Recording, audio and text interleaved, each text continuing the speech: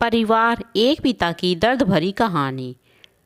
मोहन चंद जी के घर में उनकी पत्नी और 3 बच्चे थे। मोहन चंद जी पुलिस में ऊंची पोस्ट पर अधिकारी थे। वह बहुत ही सीधे स्वभाव के थे। जहाँ कहीं भी वह जाते तो उनको सब जगह तारीफ ही मिलती थी, क्योंकि वह बहुत हंसमुख थे। उन्होंने अपने तीनों बच्चों को अच्छे से पढ़ाया लिखाया। मोहन चंद ने अपनी बेटी की शादी किसी अच्छे परिवार में कर दी और उनके दोनों लड़के अब नौकरी की तैयारी कर रहे थे। एक लड़का इंजीनियरिंग की पढ़ाई करके प्राइवेट जॉब करता है और दूसरा बेटा सरकारी स्कूल में टीचर था। मोहन चंद जी का परिवार बहुत ही सुखी और संपन्न था। जब वह 54 साल के थे तब उनकी पत्नी शकुंतला जी का निधन हो गया। अब वह अकेले हो गए। उन्होंने अपने तीनों बच्चों की शादी कर दी थी। घर में 2 बहुएं थी। मोहन चंद जी की पत्नी जब तक थी तब तक उनकी बहुएं उनकी बहुत ही अच्छे से देखरेख करती थीं। पत्नी के खत्म होते ही दोनों बहुएं अलग हो गईं। दोनों बहुएं ने न सुबह का चाय, न नाश्ता और न ही खाना पूछती। एक दिन उन्होंने अपने बड़े बेटे से कहा, बहू मुझे खाना नहीं देते तो मुझसे कह दो कि मुझे एक टाइम खाना तो दे दिया करे। उनके बेटे ने कहा, पिताजी वह भी सुबह उठती है, बच्चों को तैयार करती है, स्कूल भेजती है, घर का पूरा काम करती है, और वह क्या क्या करे, आप बाजार में ही क्यों नहीं खा लेते हैं? आपको भी तो सैलरी मिलती है। वह कुछ नहीं बोल पाते। फिर बाजार में दोनों समय का खाना खा लेते हैं। अब मोहन चंद जी रिटायर हो गए। चूँकि मोहन चंद जी रिटायर हो गए थे तो वह अब घर में ही रहते और सारा दिन टीवी में भजन कीर्तन देखते और सुनते।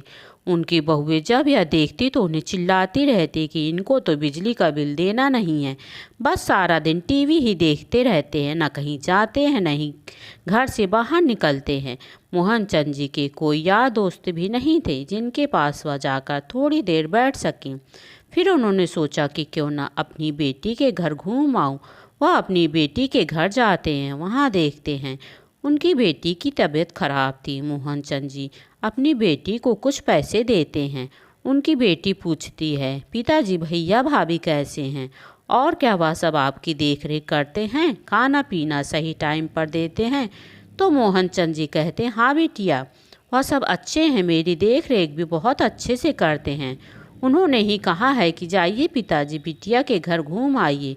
उन्होंने अपनी बिटिया की तबीयत खराब की वजह से कुछ नहीं बताया।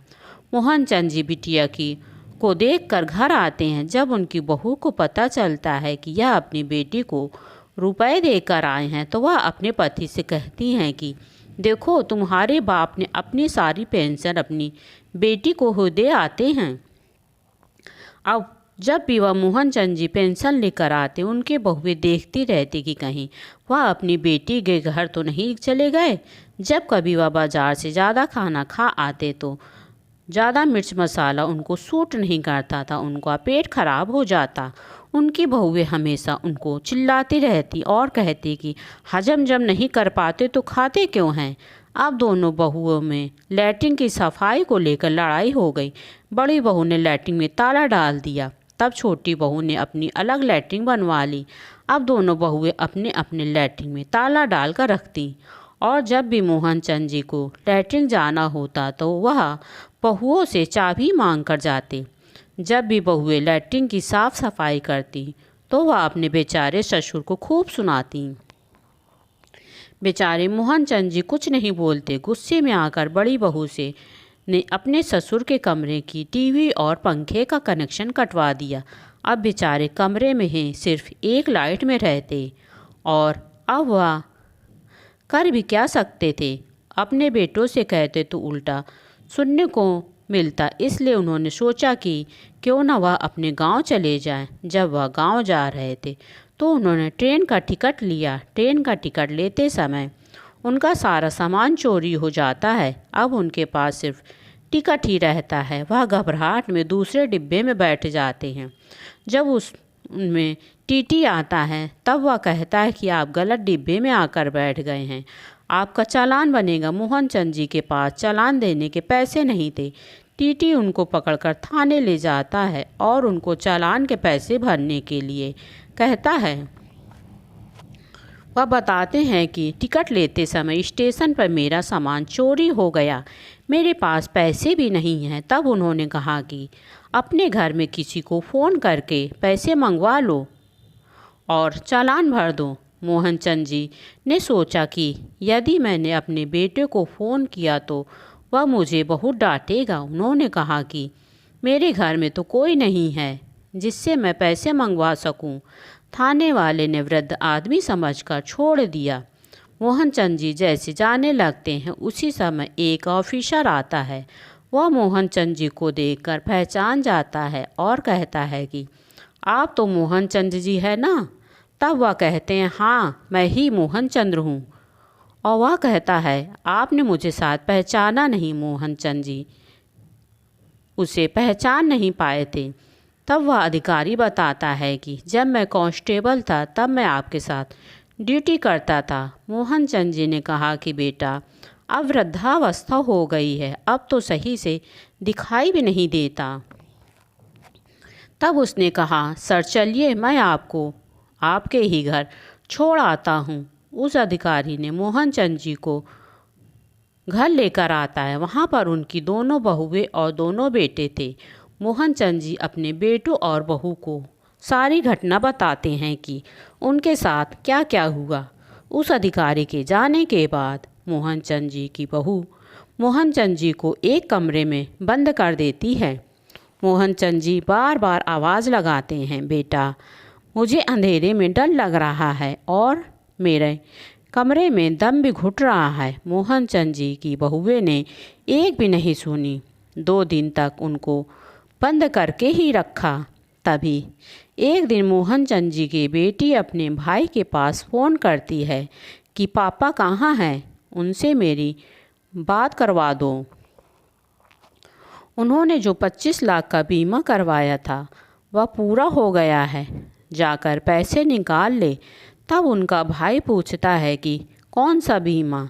तब वह बताती है कि कुछ दिन पहले जब पिताजी मेरे घर आए थे तो उन्होंने बीमा की रसीद मेरे घर देकर गए थे और कहा था कि दामाद जी से कह देना कि मैंने जो बीमा करवाया है पता करके बता दें कि इसके पैसे कब मिलेंगे। तो उन्होंने पता किया कि 25 साल पूरे हो गए हैं।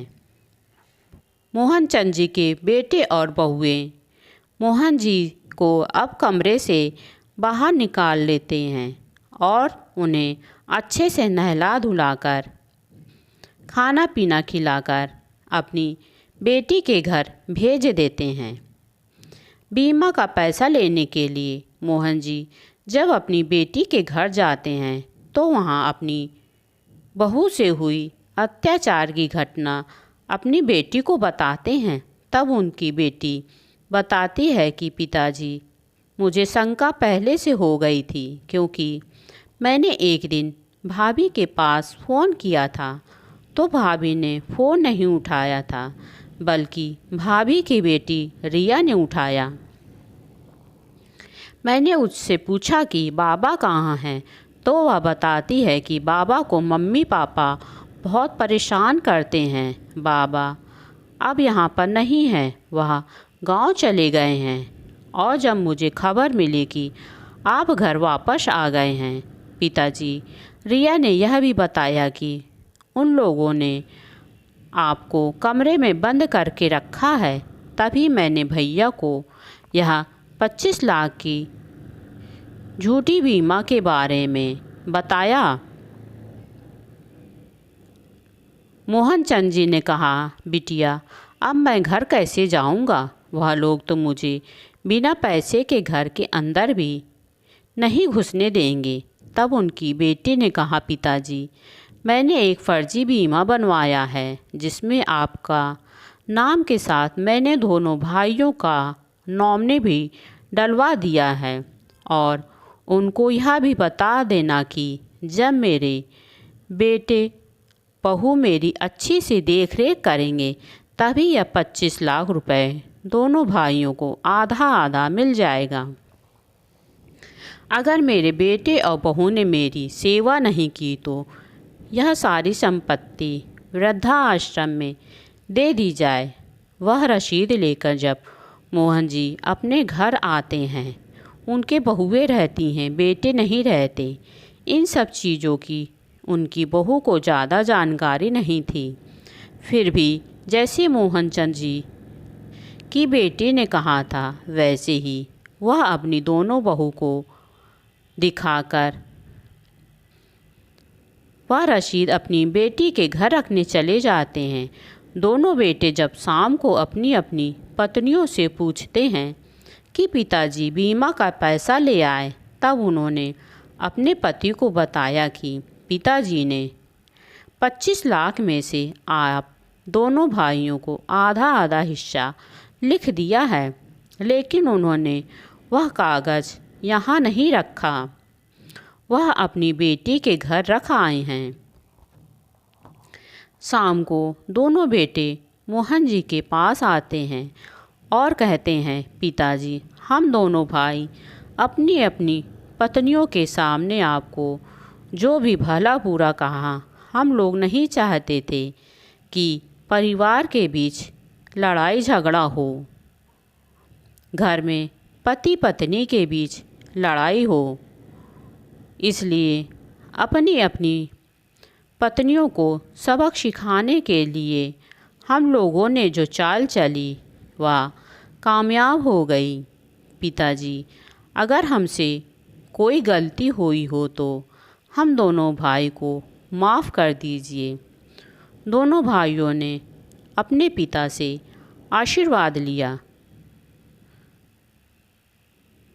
दोस्तों, आपको यह परिवार की कहानी कैसी लगी, प्लीज़ हमें कमेंट बॉक्स में ज़रूर बताएं।